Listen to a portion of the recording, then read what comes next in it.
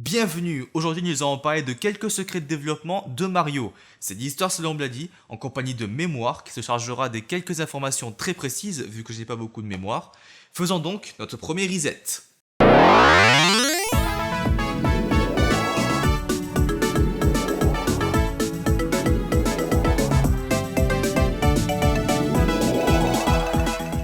Quoi de mieux pour commencer cette nouvelle émission que de parler d'une série de jeux très méconnus, Super Mario Bros. Série démarrée depuis le 15 septembre 1985 au Japon et 1 an et 8 mois plus tard en Europe. Le personnage de Mario existait déjà avant ce jeu, mais il était principalement connu sous le nom Jumpman dans le jeu Donkey Kong. D'ailleurs, la particularité du personnage est qu'il possède une stature propre, contrairement à Pac-Man. En même temps, Pac-Man avec un corps d'humain, j'imagine assez mal. Mais avant de se concentrer sur cette série, parlons un peu de Donkey Kong justement. A la base, cela devait être un jeu Popeye. On remplace Jumpman par ce dernier, la princesse Pauline par Olive et Brutus par Donkey Kong. Et le tour est joué. D'ailleurs, lors d'une interview, Monsieur Miyamoto ne se souvient plus pourquoi cela a dû être changé. Il n'ose pas dire qu'en fait, Nintendo a perdu les droits. Il était assez rare pour l'époque de contrôler un méchant. Oui, Jumpman en est un, comme le prouve le manuel japonais du jeu qui indique que Donkey Kong est son animal de compagnie et l'aurait fouetté. D'ailleurs j'y pense, ce détail figure-t-il dans le manuel de la version américaine ? Non, absolument pas. Le manuel américain se contente simplement de montrer comment le jeu fonctionne. Waouh, qu'est-ce que ça m'étonne. D'ailleurs, Donkey Kong a donné du fil à retordre à la firme au plombier moustachu. En effet, Universal Pictures les attaque en justice pour violation de droits sur le personnage de King Kong. Évidemment, le procès échoua. C'est du commercial, c'est universal, c'est du commercial. Hey, belle performance. Merci. Revenons à Super Mario Bros, et plus précisément sur le sprite de Mario. Sa casquette n'est pas simplement là pour faire stylé. Il s'agit simplement d'une astuce pour éviter d'animer les cheveux de Mario. Et encore plus loin, sa moustache est aussi une astuce pour éviter de galérer à dessiner une bouche convaincante. C'est des putains de paresseux en fait. Comme toi. Grrr. Tellement paresseux que les flammes que tire Bowser sont à l'envers.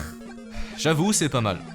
Entre temps, Nintendo sort son Famicom Disk System. Et ce support accueille le tant attendu Super Mario Bros 2. Mais ce n'est pas celui que je connais. Bloody, tu sais très bien de quoi je parle, et tu le sais. Bien sûr que je le sais. En fait, ce Super Mario Bros 2 là est ultra difficile comparé à son prédécesseur, tellement que Nintendo of America s'y oppose. Il a fallu donc sortir autre chose, à savoir un autre Super Mario Bros 2 qui est une adaptation de Doki Doki Panic, issu de la même maison. Ce qui explique toutes ces nombreuses différences avec le premier Super Mario Bros. D'ailleurs, ce jeu est directement sorti en cartouche, le Famicom Disk System n'étant pas sorti chez nous. Je vais en profiter pour parler du Philips CDI. Et du coup, je te pose la question, Mémoire, quel est le rapport entre Philips et Nintendo ? Non, Bloody, tu joues mal la comédie. Hormis les quelques hôtels Mario et Zelda peu convaincants, il était prévu un jeu Mario nommé Super Mario Wacky World, où Mario pouvait faire le tour du monde. D'ailleurs, Nintendo a été pas mal impressionné par le boulot effectué. Mais j'y pense, Mario dans des univers réalistes. Ça rappelle pas mal Super Mario Land, non ? Ouais, c'est vrai, je n'ai pas fait le rapprochement. Passons directement à Super Mario 64. Si vous aussi vous avez tout tenté dans ce jeu, vous aurez peut-être remarqué que, lors de la cinématique de fin, il est possible de contrôler la caméra avec la seconde manette. À la base, le jeu devait comporter un mode coopération, mais il a été retiré dans la version finale.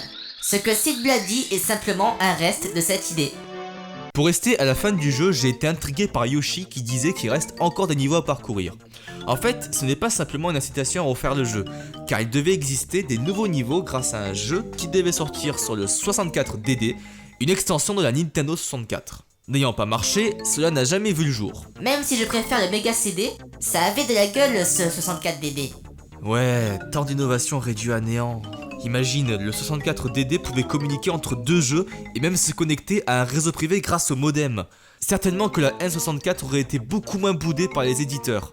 Et puis, au moins, pas besoin d'une seconde prise comme le Mega CD pour l'alimenter. Oh, ça va, hein. D'ailleurs, il y a un petit truc à savoir concernant Bowser dans ce jeu. Et dans les tops des trucs et astuces de la maison Nintendo, après la moustache de Mario, la voix de Bowser. Prenez le cri des bouts, ralentissez-le, et...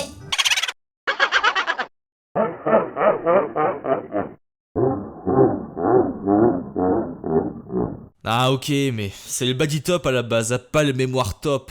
Ah, je voulais juste faire un petit quelque chose.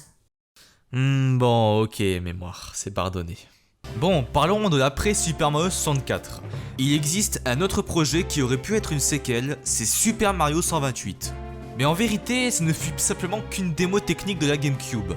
De plus, il fut décidé plus tard de créer un tout nouveau jeu Mario n'ayant rien à voir, à savoir Super Mario Sunshine. Le concept des 128 Mario de Super Mario 128 a été repris pour une nouvelle licence Nintendo, Pikmin. D'ailleurs, les différentes planètes que parcourt Mario dans Super Mario Galaxy pourraient être inspirées de la sphère de Super Mario 128. Pas mal, comme quoi il ne faut pas toujours nier nos vieux projets. Et c'est toi qui dis ça.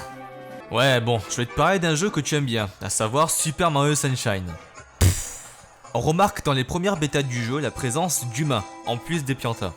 Ils ont été retirés dans la version finale sûrement parce que le camarade d'à côté a voulu essayer et ils ont eu des problèmes. Ouais, là je suis d'accord. Tiens, puisque tu parlais de Super Mario Galaxy, il était prévu à la base que Mario ait 8 points de vie. Mais ils ont sûrement jugé que ça rendait le jeu trop facile, alors ils ont rabaissé à 3 dans la version finale. D'ailleurs, tu remarqueras qu'il manque le petit Luma au-dessus de Mario quand il fait son attaque tourbillon. Et voilà, c'est ainsi que l'histoire selon Buddy se termine. Alors n'hésitez pas à laisser votre propre avis pour cette toute première. Et moi je vous retrouve le mois prochain pour un nouveau numéro. Sur ce, bye ciao.